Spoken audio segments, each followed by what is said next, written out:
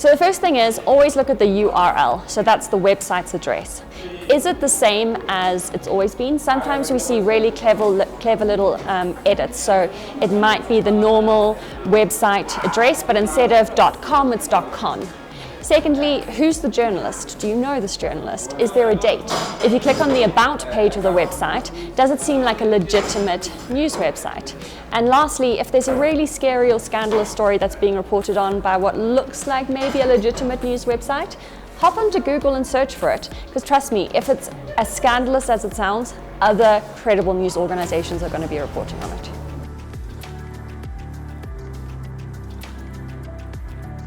When we talk about fake news at Africa Check, we generally talk about websites which are created to look like news websites. And then they publish really scandalous stories that drive viral traffic, and then those people make a lot of money from ad revenue.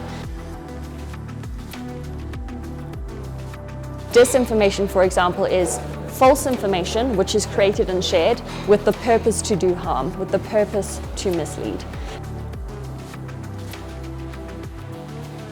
When it comes to misinformation, often it's information which is shared without really the intent to cause harm.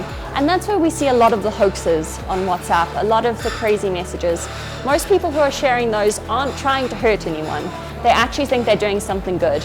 And that's why it's important that we're not embarrassing people, we're not calling people stupid or shaming them for sharing these messages. We're actually trying to help them understand that they might not be helping when it comes to getting accurate information onto the platform.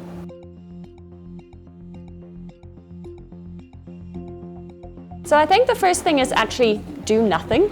We're primed in this modern era to constantly forward, interact, like, retweet. But often if you just take a moment, if you pause, if you actually read what is being sent to you, if you consider if maybe it's invoking an emotional response that might prime you to send it, you can often see that something might be quite not right. Secondly, Google is your friend.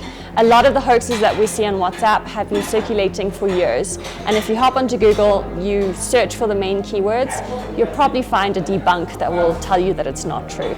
And lastly, if you're still not sure, we are on WhatsApp. Our show is on WhatsApp. You can add us as a contact. And when you get a dodgy message and you want to know if it's true or false, you can just forward it to us in the app. And then we'll collect all of them, and once a month we'll send out a voice note show that debunks the worst crap.